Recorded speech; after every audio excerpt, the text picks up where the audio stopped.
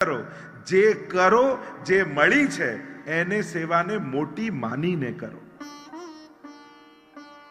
તમે મોટી સેવા શોધવામાં હાથમાં આવેલી સેવાને છોડી દેશો ને, અને પ્રભુએ જો બીજા કોઈને આપી દીધી ને તો ફરી સેવા મળશે નહીં. એક વસ્તુ યાદ રાખો, ભાગ્યશાળીને ભગવાન મળે છે પણ સૌભાગ્યશાળીને સેવા મળે છે. અને કોઈ પણ પ્રકારની સેવા મળે તમને, પ્રભુ નિમિત્તની કોઈ પણ સેવા નાની નથી. અને સેવાને નાની જાણવી એ જ આપણી અલ્પમતી છે, એ જ લૌકિકતા છે. તમને એમ પેલાને તો શૃંગાર કરવાની સેવા મળી, મને તો બુહારીની મળી. આવું વિચારવું માત્ર દોષ છે. ભગવત સેવામાં ભેદ જોવા એ જ દોષ છે. અને બીજું બહુ મહત્વની વાત, કોઈ પણ નાદાન વ્યક્તિના કહેવાથી હાથમાં આવેલી સેવા છોડી નહીં દેવી. તમે સેવા કરતા હતા હવેલીમાં, સંસ્થામાં, કોઈ પણ જગ્યા, મંડળમાં, જ્યાં પણ કરતા, અને કોઈ નાદાન એમ કહી જાય કે આ તો આમ છે ને, આને આમ કરી દીધું, આને આમ કરી દીધું, અને તમે એમ થાય આને આમ બોલ્યું, હવે હું સેવામાં નહીં આવું. તમે સેવા છોડી એમાં નુકસાન કોને ગયું? અને પાછા આપણે બધા એટલા હોશિયાર છીએ, તમને કોઈ દુકાન બંધ કરવાનું કરે તો કરી દો. લૌકિક નથી છોડતા, પણ સત્કર્મો અને અલૌકિક કોઈ પણ નાદાન વ્યક્તિના કહેવાથી હાથમાં આવેલું મૂકી નહીં દેવું. કારણ કે સૌભાગ્યથી, ભગવત કૃપાથી હાથ બધાને મળે છે, પણ દરેક હાથને સેવા નથી મળતી. હવે તમારી સામે કોઈ વ્યક્તિ ઊભો હોય, તમારી હાથમાં બહુ જ કિંમતી હીરો હોય, અને એ તમને જેમ તેમ બોલતો હોય, તો તમે એ હીરો છૂટો મારો, એને છૂટો ફેંકો. કેમ? કારણ કે એના બોલવા કરતા તમને ખબર છે કે હીરાનું મૂલ્ય વધારે છે. આ કઈ ફેંકાતો હશે, આ કઈ મુકાતો હશે. તો એમ જ કોઈના કહેવાથી સેવા રૂપી હાથમાં જે હીરો છે એને ફેંકો છો શા માટે? આ તો સૌભાગ્યથી મળે છે. એટલે જીવનમાં હાથમાં આવેલા સત્કર્મો, કારણ કે એક વસ્તુ યાદ રાખો, દરેકના હાથમાં પુણ્યો લખાયેલા નથી હોતા. દરેક હાથને પુણ્ય કરવાના અવસર નથી મળતા. અને એટલા માટે જ તમે કોઈને દાન પણ આપો તો સામેવાળાને પગે લાગો છો ને. કેમ? કારણ એ જ છે કે તમે એને વસ્તુ આપી, પણ એ તમારા કરતા મોટો દાતા છે. સૌથી પહેલી વાત તો એ, તમને જે પુણ્ય કરવાનો મોકો આપે એનો આભાર માનજો. જ્યારે પણ તમારી મદદ કોઈ સ્વીકારે એટલે એમ માનવું કે આને મને પુણ્ય કરવાનો અવસર આપ્યો, આનો હું આભાર માનું છું. કેમ? કારણ કે તમે એને એ વસ્તુ આપી કે જે મૂકીને જ જવાનો છે, પણ એણે સ્વીકાર કરી તમને પુણ્ય આપ્યા, જે આવતા જન્મમાં તમને સુખ આપવાના છે. એટલે તમારા કરતા મોટો દાતા એ છે. વસ્તુ કરતા પુણ્ય આપનારો મોટો છે. આપણે એમ કહીએ કે કાંઈ લઈ જવાના નથી, બધું અહીંયા મૂકીને જ જવાનું છે, મારી પાસે ઉપાય છે, અહીંયા ભેગું કરેલું સુખ આવતા જન્મમાં લઈ જવું છે. સાવ સહેલો ઉપાય છે. લોકો એમ કહેતા, ઘણી વાર ઘરમાં બધાને કે તમારા માટે આટલું આટલું મૂકીને જવાનું છું. દીકરો કે તો લઈ જાઓ ને ભેગું, હું ક્યાં ના પાડું છું. અને ક્યાંક ઉપર કોઈ બેંકની બ્રાન્ચ ખુલી જાય તો કોઈ મૂકીને જાય? આ તો વ્યવસ્થા જ નથી. એટલે ઉપકારની જેમ આપતા જઈએ. મારી પાસે ઉપાય છે, અહીંયા ભેગું કરેલું સુખ જો આવતા જન્મમાં લઈ જવું હોય, સાવ સહેલો ઉપાય. જેમ અહીંયાથી તમે યુએસએ જાઓ તો રૂપીસને ડોલરમાં કન્વર્ટ કરો ને, એમ જીવનમાં ભેગા કરેલા સુખને પુણ્યમાં કન્વર્ટ કરી નાખો તો આવતા જન્મમાં બધું સુખ આવશે. કારણ કે આ બધા જ ભેગા કરેલા પુણ્યો કરોડોમાં તમને શોધી અને સુખ આપીને જ સમાપ્ત થશે. જો કંઈક ઈચ્છા હોય લેવાની, મકાન લેવાની, ગાડી લેવાની, કંઈક ઉજવવાની, આપણને લાગે કે આટલા પૈસા ખૂટ્યા, નહીં તો ધારેલું મકાન આવી જાય. આપણને પૈસા ખૂટ્યા એ તો સમજમાં આવે છે, પણ મારા પુણ્યો ઓછા પડ્યા એ વિચાર ક્યારેય નથી આવતો. સુખ પૈસાથી નથી આવતું, સુખ પુણ્યથી આવે છે. અને જ્યારે પણ ઈચ્છિત વસ્તુ, મનોકામના જેની હતી એ ન મળ્યું, ત્યારે પૈસા ખૂટ્યા એવો ક્યારેય વિચાર ન કરતા, મારા પુણ્ય મને ઓછા પડ્યા છે એનો વિચાર કર. કોઈ ઉજવણી કરી, પાર્ટી કરી, કેટલા પૈસા ખર્ચા એનો તો હિસાબ કરીએ છે, પણ આ સુખ ભોગવવામાં કેટલા પુણ્યો ખર્ચાઈ ગયા એનો તો ક્યારેય હિસાબે નથી કરતો. માણસે પુણ્યનો હિસાબ કરવો. ચિંતા પૈસાની ઓછી કરવી, પુણ્યોની વધારે કરવી. પૈસાથી ક્યારે સુખ આવતું નથી, પુણ્યોથી સુખ આવે છે. અને જ્યારે શાસ્ત્ર એમ કહે છે કે કરોડો ગાયો હોય પણ એના વાછરડાને છોડો તો એ કરોડોમાં પોતાની માને ગોતીને ઉભો રહી જાય બાજુ, એમ તમારા પુણ્યો કરોડોમાં તમને શોધી અને તમને સુખ આપવા માટે તત્પર થઈ જશે. જીવનમાં આવેલા સત્કર્મોના અવસર ગુમાવતા નહીં. સામેવાળાને પગે એટલે જ લાગીએ છે આપણે એને નશ્વર વસ્તુ આપીએ છીએ, એ આપણને શાશ્વત વસ્તુ આપી રહ્યો છે, એ આપણને પુણ્ય આપી રહ્યો છે. એટલે જ ગઈકાલે હું કહેતો હતો ઠાકોરજીની પણ સેવા કરો ત્યારે ઉપકાર કરતા હોય એવા ભાવથી નહીં. ઠાકોરજી મારા પર ઉપકાર કર્યો કે એમણે મને સેવાનો અવસર આપ્યો. તમે જે કોઈ પણ સેવામાં હો, તમે સમાજની સેવામાં હો, તમે સંસ્થાની સેવામાં હો, તમે પ્રભુની સેવામાં હો, જો સેવાનો ભાવ ગયો, ઉપરનો ઉડવા મળે તો માનજો ઠાકોરજી આશીર્વાદ આપ્યા. અને કદાચ ઘણા બધા નામ હતા અને તમારું નામ ભૂલાઈ ગયું તો મારું નામ ન બોલ્યા એવું ચિંતા નહીં કરવી. એમ વિચારું જો ઠાકોરજીએ મારી સેવા પોતાની પાસે રાખી લીધી, કોઈને ખબર ન પડવા દીધી. જે પ્રતિકૂળતામાં પણ સારું વિચારી શકે ને એ જ વૈષ્ણવ છે. જે દુર્ઘટનાઓમાં પણ ભગવાનની કૃપાને શોધી લે એ જ વૈષ્ણવ છે. સાધન લીલા છે. ઉત્તમ સાધન, સાધનની ઉત્તમતા એના હાથથી હોય છે. કયા હાથમાં એ વસ્તુ આવી છે. કોઈ વસ્તુ ઉપર સિક્કો નથી મારેલો હોતો કે આ લૌકિક કે આ અલૌકિક. તમારો જોવાનો એની તરફનો દ્રષ્ટિકોણ એ વસ્તુને લૌકિક કે અલૌકિક બનાવે છે. તમારી જો ભોગવવાની દ્રષ્ટિ છે તો એ દરેક વસ્તુ લૌકિક છે, અને તમારી ભોગ ધરવાની દ્રષ્ટિ છે તો એ દરેક વસ્તુ અલૌકિક છે. કોઈને જોઈને ભોગ ધરવાની ઈચ્છા થાય છે કે ભોગવવાની ઈચ્છા થાય છે? આપણે ત્યાં વૈષ્ણવમાં તો એ પ્રકાર જ છે.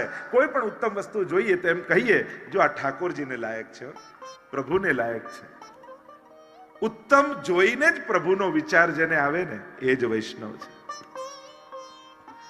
સાધન લીલાના 3 પ્રકરણની ચર્ચા કરી છે. આગળ અનેક પ્રકારના પ્રશ્નો કર્યા છે. સૃષ્ટિ સર્જનના ઇતિહાસ પૂછ્યો છે. સૃષ્ટિનું સર્જન કઈ રીતે થાય છે એની ચર્ચા કરી છે. કઈ રીતે પરીક્ષિત મહારાજ અહીંયા સુખદેવજી કઈ રીતે ભાગવતજી બન્યા એની પણ ચર્ચા આવી છે. વ્યાસજીનું ઘર છોડીને સુખદેવજી ભાગ્યા તો ખરા. યમ પ્રવ્રજંતમ મનુપેતમ અપેત કૃત્યમ દ્વૈપાયનો વિરહ કાતર આજુહાવ પુત્રેતિ તન્મયતયા તરવોભિનેદુ. નિરાકાર બ્રહ્મના ઉપાસક છે સુખદેવજી. વનમાં જઈને ધ્યાન કરીને બેસા છે અને એ જ્યોતિ રૂપ પરમાત્માનું ધ્યાન કરે છે. વ્યાસજીને થયું મારા પછી આ ભાગવતજીનો અધિકારી કોણ? આનો ઉત્તરાધિકારી કોણ? મારા પુત્રથી અધિક શ્રેષ્ઠ અધિકાર બીજા કોઈની પાસે નથી. પણ એ તો નિરાકાર બ્રહ્મની ઉપાસનામાં છે. શું કરું કે એને સાકાર પ્રભુમાં આસક્તિ થાય? વ્યાસજીના જેટલા શિષ્યો હતા એમને ભાગવતજીના અમુક શ્લોકો શીખવાડી દીધા અને કહ્યું કે વનમાં ફૂલો ચૂંટવા જાઓ ત્યારે ભાગવતના શ્લોકોનું ગાન કરજો, અને ગાન કરતા કરતા એક એક ફૂલોને ચૂંટજો. અને વ્યાસજીના બધા જ શિષ્યો, વ્યાસજીએ વિચાર કર્યો એમ તો નિરાકારની ઉપાસના છે, પણ જો ભાગવતજીમાં રહેલા પરમાત્માના સ્વરૂપનું વર્ણન પણ જો સાંભળી લીધું ને તો એને સાકાર પરમાત્મામાં આસક્તિ થઈ જશે. અને બધા જ શિષ્યો રોજ સવારના સમયે જાય, વનમાં જાય ને વાંસની છાપમાં એક એક ફૂલો ચૂંટતા જાય અને ભાગવતના મધુર મધુર શ્લોકોનું ગાન કરતા જાય. બરહાપીડમ નટવર વપુ કર્ણયો કર્ણિકાર વિપ્રવાસ કનક કપીશમ વૈજયંતિમ ચમા. સુખદેવજી ધ્યાનમાં બેઠા છે. શિષ્યો ભાગવતના શ્લોકોનું ગાન કરી રહ્યા છે અને વહેતા વહેતા એ શ્લોકોના શબ્દો સુખદેવજીના કર્ણમાં પડ્યા. બરહા પીડમ આ શબ્દ સંભળાયો અને ધ્યાનમાં ફરકતું મોર પીછું દેખાવા લાગ્યું. અરે જ્યોતિનું ધ્યાન કરું છું ને આ મોર પીછું ક્યાંથી આવ્યું? બરહા પીડમ નટવર વપુ નટવત વરવર. અરે આ કોણ છે?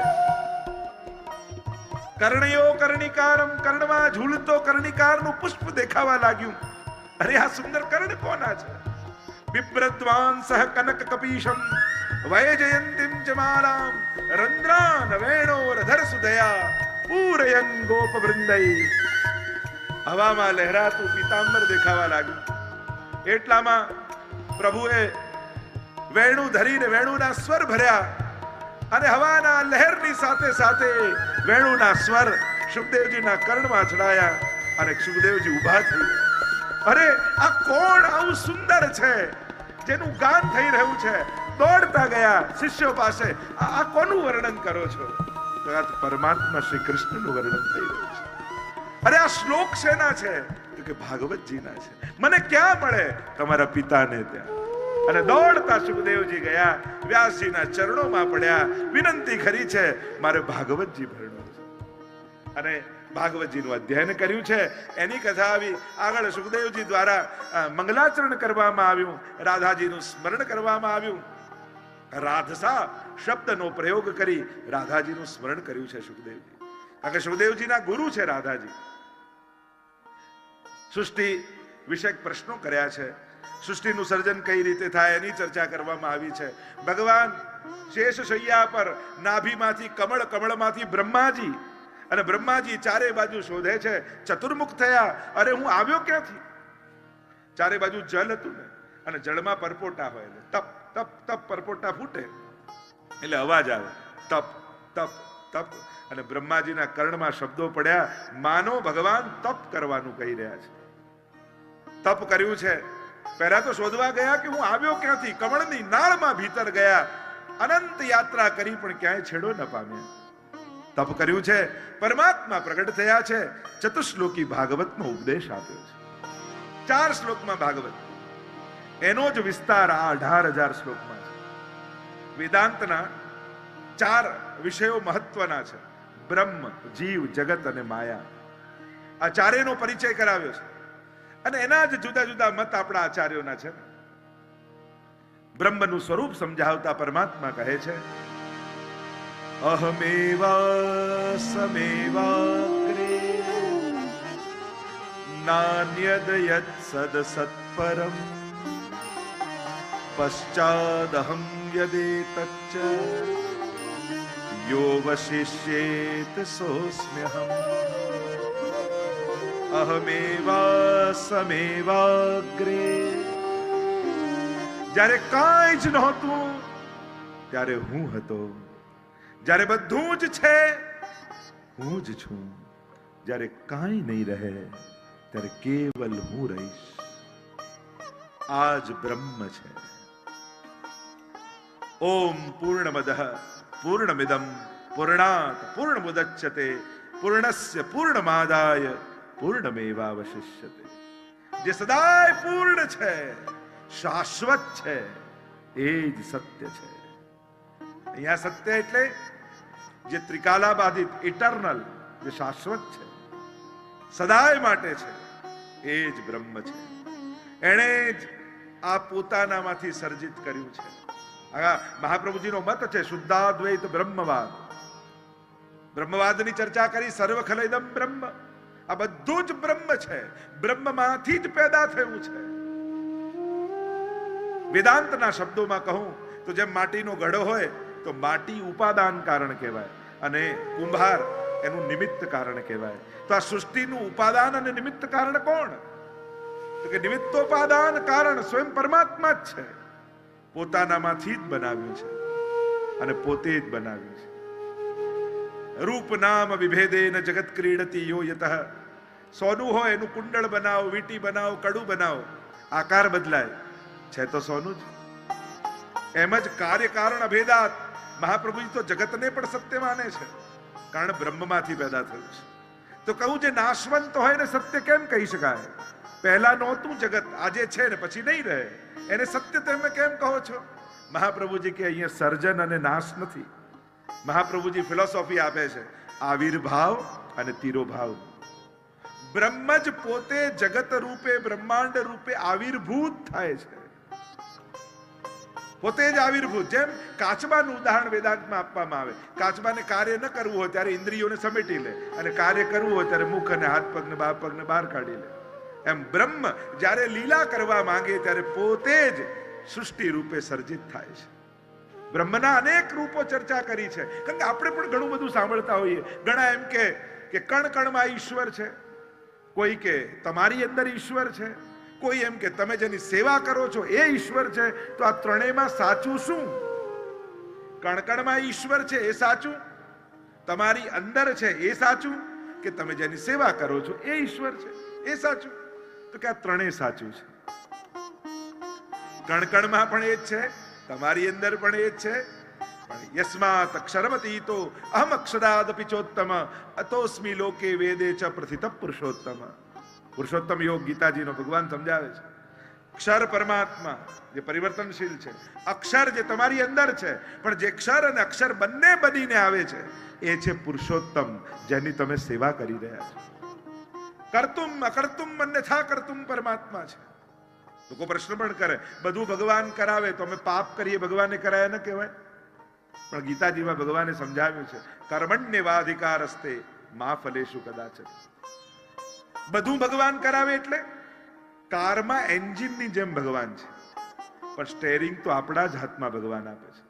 કર્મમાં તું સ્વતંત્ર છું, ફળમાં નહીં. કર્મમાં ભગવાને પ્રત્યેક જીવને સ્વતંત્રતા આપી છે. તો પછી ભગવાન કરાવે એનો અર્થ શું થયો? તો કે કારમાં એન્જિન હોય એનાથી કાર ચાલે. એટલે કે જોવાની શક્તિ ભગવાન છે, પણ શું જોવું એના માટે તમે સ્વતંત્ર છો. અને જે જુઓ એવું ફળ. સાંભળવાની શક્તિ ભગવાન છે, શું સાંભળવું એ તમારે નક્કી કરવાનું, અને જેવું સાંભળો એવું ફળ. ચાલવાની શક્તિ ભગવાન છે, ચાલીને ક્યાં જવું એ તમારી સ્વતંત્રતા છે.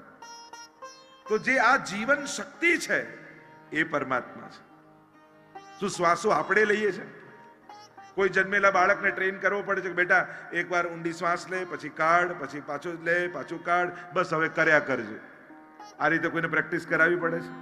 શ્વાસો આપણે લેતા નથી, ચાલી રહી છે. જોવાની શક્તિ ભગવાન છે. પણ તમને કોઈ 10 મિનિટ આ વસ્તુને જુઓ તો થાકી જાઓ, તમને કોઈ 10 પ્રાણાયામ કરો તો થાકી જાઓ, પણ જન્મ્યા ત્યારથી શ્વાસ લો છો, થાક લાગે છે? ચલાવનારી શક્તિ પરમાત્મા છે. બધું ભગવાન કરાવે એનો અર્થ આ કરવાની શક્તિ, કરાવવાની શક્તિ પરમાત્મા છે. શું કરવું એના માટે તમે સ્વતંત્ર છો, એ તમારે નક્કી કરવાનું. કણ કણમાં વ્યાપેલો એ પરમાત્મા. આગળ જીવ માયા જગતની ચર્ચા કરી છે. ચતુશ્લોકી ભાગવતમાં બ્રહ્માજી ને સૃષ્ટિ સર્જનની આજ્ઞા કરી છે. આગળ દશવિધ લીલાઓનું વર્ણન આવ્યું શ્રીમદ ભાગવતમાં. 3જા સ્કંદથી લઈ 12મા સ્કંદ સુધી. અત્ર સર્ગો વિસર્ગશ્ચ સ્થાનમ પોષણ મૂતય મનવંતરેશાનુ કથા નિરોધો મુક્તિરાશ્રય. આ દશવિધ લીલાઓ શ્રીમદ ભાગવતમાં છે, અને એટલા માટે જ એને મહાપુરાણ કહેવાય છે. પુરાણ હોય એમાં 5 જ લીલા, 5 જ લક્ષણ હોય. સર્ગશ્ચ પ્રતિસર્ગશ્ચ વંશો મનવંતરાણી ચ વંશાનું ચરિતમ ચેતી પુરાણમ 5 લક્ષણમ. 5 લક્ષણ જેમાં હોય એ પુરાણ કહેવાય. 10 લક્ષણ જેમાં હોય એને મહાપુરાણ કહેવાય. શ્રીમદ ભાગવત એ મહાપુરાણ છે. સર્ગ લીલાથી લઈ આશ્રય લીલા સુધી એક એક લીલાને આપણે જોતા જઈશું. 3જા સ્કંદથી શરૂ થશે તો છેક 12મો સ્કંદ એ આશ્રય લીલા છે, અને આ દશવિધ લીલાનું દર્શન આપણે કરીશું. 2ય સ્કંદને વિરામ આપીએ. બોલો ગોવર્ધન નાથ કી જય, વલ્લભાધીશ કી જય. 3ય સ્કંદ સર્ગ લીલા, સર્જનમ સર્ગ. 33 અધ્યાય. આ જે કાંઈ સર્જિત છે એ પરમાત્મા દ્વારા છે. પ્રભુ જ દ્વારા આ સમગ્રનું સર્જન થયું છે. કારણ કે પ્રત્યેક વિજ્ઞાનનો નિયમ છે કે બળ વગર ગતિ ન થાય. ક્યાંક કોઈ બળનો ઉપયોગ થઈ રહ્યો છે એ જ ઈશ્વર છે. સર્જનમ, આ સર્જન ભગવાનનું છે. ભગવાનના સર્જનમાં વૈવિધ્ય છે, વિરોધ નથી. એટલે 2 પ્રકારના સર્જન કયા? દૈવી સર્ગ અને આસુરી સર્ગ, બંધ સૃષ્ટિ અને મુક્ત સૃષ્ટિ, એમ મહાપ્રભુજી સમજાવ્યું. બંને પ્રકારનો સર્ગ પરમાત્મા દ્વારા સર્જિત છે. એટલે એ વસ્તુ યાદ રાખવી, દુનિયામાં ક્યારે બધા જ સુધરી જવાના નથી અને દુનિયામાં ક્યારે બધા બગડી જવાના નથી. બંને પ્રકારના લોકો રહેવાના જ છે. અને મિશ્રિત સૃષ્ટિ, અને એ જ મહાપ્રભુજીના શબ્દોમાં કહું તો 3 પ્રકારની સૃષ્ટિ જે ભગવાને પ્રગટ કરી, પુષ્ટિ, પ્રવાહ અને મર્યાદા. આ ત્રણેયની ચર્ચા આપણે ત્યાં કરવાઈ છે. સર્જન પરમાત્મા કરે છે. કઈ રીતે જીવનું સર્જન થયું એની પણ ચર્ચા છે. આપણને થાય કે ભગવાને સર્જ્યું છે તો આવો ભેદભાવ કેમ, આવું વૈવિધ્ય કેમ?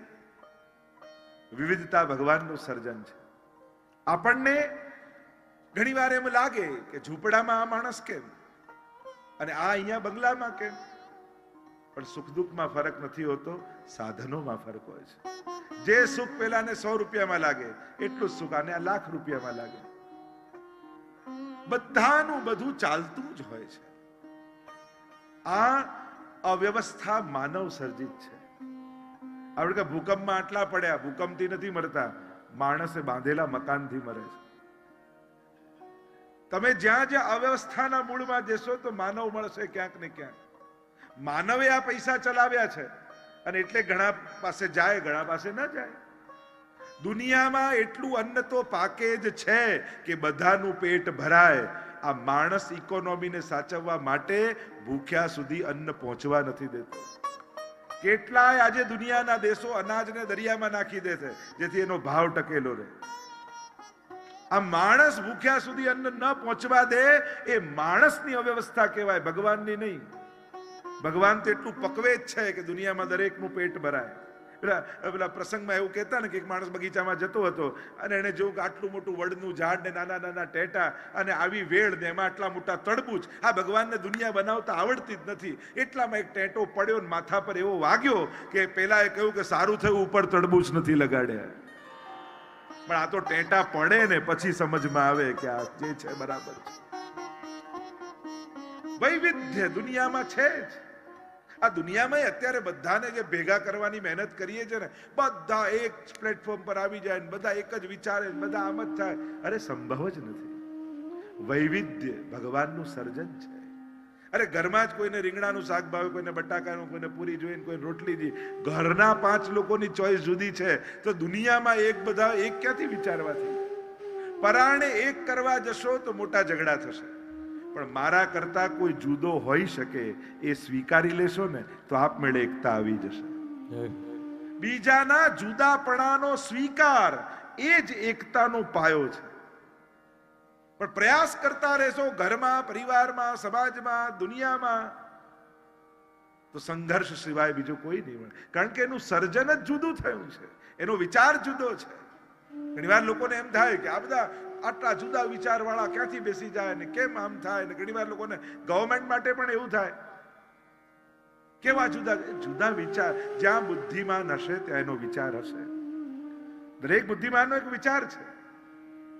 વૈવિધ્ય ભગવાનનું સર્જન જ છે અને વિવિધતા જ દુનિયાની સુંદરતાને વધારી રહી છે. વિચાર કરો, દુનિયામાં એક જ રંગ હોત, બધા ખાલી પીળા સિવાય કોઈ રંગ જ ન હોત તો દુનિયા કેવી હોત? જુદા જુદા રંગો છે, જુદા જુદા પુષ્પો છે, એમ જુદા જુદા વ્યક્તિઓ પણ છે. વિવિધતા. કર્મ પ્રમાણે જો પ્રકૃતિ પ્રમાણે કર્મ, કર્મ પ્રમાણે પ્રકૃતિ. આ જ રીતે દુનિયા ચાલતી રહે છે. અરે હોસ્પિટલમાં 5 બાળક પેદા થયા હોય, જન્મ્યા હોય, એક જ ટાઈમે 5 બાળકનો જન્મ થયો, બધાના બોડી પાર્ટ સેમ ફંક્શન કરતા હોય, છતાંય કોઈ ક્રોધી થાય, કોઈ શાંત થાય, કોઈ ઉદાર થાય, કોઈ હસમુખો થાય, કોઈ લોભી થાય. આ જુદી જુદી પ્રકૃતિ ક્યાંથી આવે છે? આ માણસની અંદર ભિન્ન ભિન્ન પ્રકૃતિઓ ક્યાંથી આવે છે? એના કર્મ પ્રમાણે પ્રકૃતિ અને પ્રકૃતિ પ્રમાણે જ કર્મ. તમારી જેવી તને પીળો જ રંગ કેમ ગમે, તને લાલ જ રંગ કેમ ગમે, તને ગળ્યું જ કેમ ભાવે, તને તીખું જ કેમ ભાવે, એનું તમે શું રીઝન આપો? કેમ તમને આ રંગ ગમે છે? એના કોઈ લોજિક હોય? નેચરલી મને તો આ જ ગમે છે. જે સ્વભાવમાં હોય એના કારણ ન હોય. તું આવો કેમ છું એનું રીઝન ના હોય, એ તો તમારી પ્રકૃતિમાં છે. અને જેવી પ્રકૃતિ હશે એવી પ્રવૃત્તિમાં તમને આકર્ષણ થશે, સહજમાં આકર્ષિત થશે. તો આ પ્રકૃતિ અને કૃતિ આ બંનેમાંથી મુક્ત કેમ થવાય? તો કે શરણાગતિ દ્વારા. તમે જેવા છો એવો પ્રભુના શરણે થઈ જાઓ, પછી તો પ્રભુના પ્રભાવમાં રહેવા લાગશો, તમારા સ્વભાવના પ્રભાવમાં નહીં. સહજ માણસની અંદર આ વૃત્તિ છે જ. તો વૈવિધ્ય એ જ ભગવાનનું સર્જન છે, વિવિધતા દુનિયામાં છે જ. અને એટલા માટે પરિવારમાં, કુટુંબમાં પણ બીજાના જુદાપણાનો સ્વીકાર કરો. જો આપણે કહીએ અમારું મોડર્ન ફેમિલી, તો મોડર્નનો અર્થ શું થાય? કે ટૂંકા કપડાં પહેરવા કે ડિજિટલ વસ્તુઓ યા ઇલેક્ટ્રોનિક વાપરતા આવડી જાય એને જ કોઈ મોડર્ન કહેવાય? મોડર્નતા એ વિચારનું નામ છે. મોડર્ન પરિવાર કોને કહેવાય? જેના ઘરમાં દરેકની વાત સંભળાતી હોય, નાનાથી લઈ મોટાના દરેકને મતને મહત્તા અપાતી હોય. મોડર્ન તો એને કહેવાય કે જે નવા વિચારોને સ્વીકારી શકે. ઘણાને એવું થાય જૂનું એ જ સારું, અને ઘણાને એમ થાય કે જૂનું બધું જ નકામું. આ બંને ખોટા વિચાર છે. નવી વસ્તુનો સ્વીકાર જીવનમાં થવો જોઈએ. જૂનવાણી થવું, ધર્મ એટલે બધું જૂનું જ ગમે એવું જરૂરી થોડી છે. ઘણા લોકોને અમારા માટે એવું થાય કે આ તો જે શ્રી એટલે એમને બધું જૂનું જ ગમે. અરે કારમાં જતા હોય ને તો સોંગ્સ પણ જૂના વગાડે કે આ તો માણસ અમને તો બધું જૂનું જ ગમે, એટલે જૂની વસ્તુઓ ઘરમાંથી કાઢે બધું શોધીને. ના આ તો નવી ડિઝાઇન છે, જૂની ડિઝાઇનની ચાદર કાઢો. લોકોને એમ થાય કે ઘણીવાર ધર્મ સાથે જોડાયેલા હોય એટલે બધું જૂનું જ ગમતું હોય. નવા વિચારોનું સ્વાગત થવું જોઈએ. દુનિયામાં કંઈ પણ નવું આવે અને ઉપયોગી છે માનવ જાતિ માટે તો એનો સ્વીકાર થવો જોઈએ. વૈષ્ણવતા, નૂતનતા. આપણે તો ગુસાઈજી રાગ ભોગ શૃંગાર ત્રણેયનો સ્વીકાર કર્યો. મારા ઠાકોરજીની પ્રસન્નતા થાય. વૈવિધ્ય સર્જન છે. અહીંયા પ્રારંભ કર્યો છે. ભગવાન પ્રયાસ કરે છે કે કૌરવ અને પાંડવોનું યુદ્ધ ટળી જાય, લડાઈ ન થાય ભાઈઓમાં. એટલે પ્રભુએ કહ્યું કે હવે સમાધાન કરાવવા માટે હું પોતે જઈશ, દુર્યોધનને હું પોતે સમજાવીશ અને યુદ્ધ ટળે એનો પ્રયાસ કરીશ. નક્કી કર્યું છે કે હવે દુર્યોધનને મનાવવા માટે ભગવાન પધારે છે. અને નગરવાસીઓને ખબર પડી કે સ્વયં પરમાત્મા પધારી રહ્યા છે, તો ગામની બહાર બધા પહોંચી ગયા છે, ફૂલની વર્ષા કરે છે, પ્રભુનું સ્વાગત કરે છે. ચારે બાજુ દ્વારિકાધીશનો જયઘોષ થઈ રહ્યો છે. પ્રભુ રથ પર સવાર થઈને પધાર્યા છે. વિદુરજીને સમાચાર મળ્યા. વિદુરજી સમજાવવા માટે ગયા હતા દુર્યોધનને, અને દુર્યોધને અપમાન કરીને કાઢી નાખ્યા. ઘર મહેલ છોડીને વિદુરજી કુટિયા બાંધીને રહે છે, પ્રભુની ભક્તિ કરે છે. એટલે જ કહેવાય કે જ્યાં ભગવાન અને ભગવદી આ બેનું અપમાન થાય ને ત્યાં પછી સુખ બહુ વાર ટકતું નથી. દુર્યોધને માનો પોતાના દુર્ભાગ્યને પોતે આમંત્રણ આપ્યું છે. ઘણીવાર સંત, ભક્ત, ભગવદી અને ભગવાન આનું અપમાન જ્યાં થાય ત્યાં પછી લક્ષ્મી પણ ટકતા નથી, સૌભાગ્ય પણ ટકતું નથી. વિદુરજી તો ગયા છે. પ્રભુ પધાર્યા, સમાચાર મળ્યા એટલે સુલભાજી અને વિદુરજી દૂર ઉભા પ્રભુના દર્શન કરવા માટે આવ્યા છે. પ્રભુ બધાના અભિવાદનને ઝીલતા ઝીલતા આગળ પધારે છે. દ્રષ્ટિ પડી વિદુરજી પર. કાકાજી નમસ્કાર. અને વિદુરજી વંદન કરી રહ્યા છે. આ અરખ થઈ ગયો, ઠાકોરજીની દ્રષ્ટિ અમારા પર પડી. કેવા ભાગ્યશાળી છે. સુલભાજીએ કહ્યું, સાંભળો છો, મારા મનમાં તો બીજો મનોરથ આવ્યો. શું? ઠાકોરજી આજે આપણા ઘરે ભોજન કરવા પધારે તો કેવો આનંદ આવે. અરે પાગલ હો ગયો. અરે દુર્યોધનના મહેમાન છે, 56 ભોગ સિદ્ધ થયા છે. કેટલા દિવસથી તૈયારીઓ દુર્યોધનના મહેલમાં ચાલી રહી છે. દ્વારકાધીશ આવશે તો આમ ભોગ ધરીશું, આ રીતે ભોજન કરાવીશું, આવી વ્યવસ્થા કરીશું. આપણી કુટિયામાં કોઈ પધારતા હશે? પ્રભુનો તો રથ આગળ ચાલ્યો. દુર્યોધન પાસે આવીને પરમાત્મા સમજાવે છે, દુર્યોધન માની જા, હજી એ મોકો છે. તને ન ગમતા હોય એવા 5 ગાંવ, જેમાં કંઈ જ ઉગતું ન હોય, પાકતું ન હોય, એવા બંજર 5 ગામ તું આપી દે પાંડવોને. હું જવાબદારી લઉં છું. પાંડવોને હું મનાવી લઈશ, યુદ્ધ ટળી જશે. પણ જેની મતિ બગડી હોય એને ભગવાન પણ સમજાવી શકતા નથી. જેની બુદ્ધિ ભ્રષ્ટ થઈ હોય એને ગુરુ કે મહાત્માના શબ્દો પણ સમજમાં નથી આવતા. जाको प्रभु दारुण दुख दे ताकि मति पहले है. जहां सुमति तहां संपत्ति नाना और जहां कुमति तहां विपद निधाना. बुद्धि बगड़े એ દુર્ભાગ્યની પહેલી નિશાની છે. તમારું હિત કરનારા, હિત ઈચ્છનારા, હિત કહેનારા તમને દુશ્મન જેવા લાગવા માંડે ત્યારે સમજજો કે હવે દુર્ભાગ્ય આવવાની તૈયારી છે. માણસને દુશ્મન લાગવા માંડે, લાગે આજ મને ટોક ટોક કરે છે ને આજ મને વડવડ કરે છે. ખબર નહીં મારી જોડે શું દુશ્મની છે. પોતાનું હિત ઈચ્છનારા, પોતાનું તમારું કલ્યાણ ઈચ્છનારા તમને દુશ્મન જેવા લાગવા માંડે. અંગે અમુક વાર યુવાની હોય ને ત્યારે મિત્રોનું બહુ હોય. લોકો માતા પિતાની સલાહ ન માને પણ ફ્રેન્ડ સર્કલ બહુ ગમતું હોય. જો તમે બીમાર પડો તો નવા નવા ડોક્ટર પાસે જાઓ કે અનુભવી ડોક્ટર પાસે જાઓ? અનુભવી સારો ડોક્ટર કોણ છે? અનુભવી કોણ છે? તમારે કોઈ કોર્ટ કેસ ચાલતો હોય ત્યારે નવા વકીલ પાસે જાઓ કે અનુભવી વકીલ પાસે જાઓ? અનુભવી ગોતીએ ને કે કોણ અનુભવી વકીલ છે.